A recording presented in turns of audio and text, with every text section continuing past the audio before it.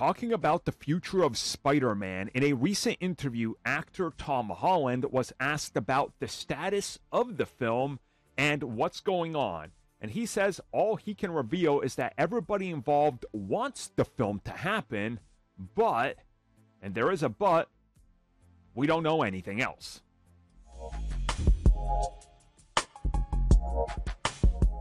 This is a very weird scenario in my opinion, but it's just one of those things where you just got to think about it for a second and realize, well, things are taking a lot longer and there's probably a good reason.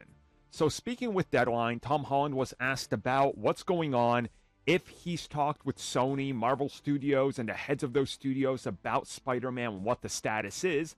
Without going too much into it, he did say everybody he's talked to and everybody that's been involved with Spider-Man previously all want Spider-Man 4 to happen. But currently, it's obviously not something that's been greenlit. It's not something that he can further talk about. And he just hopes that everybody agrees it's time for Spider-Man 4.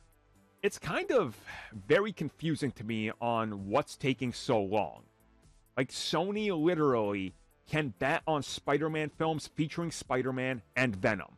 And the jury's still out on how Venom 3 is going to do this year. If it does worse than the second Venom film, which did worse than the first one, they're going to be in trouble with the Venom brand, even though they are already rebooting it still. That brings up a lot of questions, right?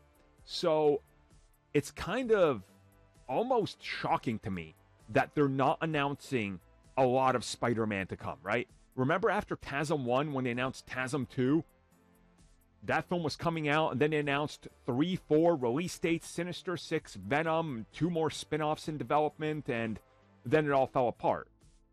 So what's taking them so long, and what's the holdup with Spider-Man? You know, it's a multi-billion-dollar franchise in the MCU. You made, and I mean by you, Sony, made more off of Spider-Man No Way Home, even with Disney's cut, than they ever made with the Raimi films, the TASM films, and the first MCU film combined. So, what's taken so long? I kind of do believe that Sony is hell-bent on, this has to be a multiverse film because we want another $2 billion. But at the same time, listen to Marvel, build up to the next one, because if we just rush into a multiverse film, it's going to seem forced, out of nowhere, and then it's going to be too much, too soon.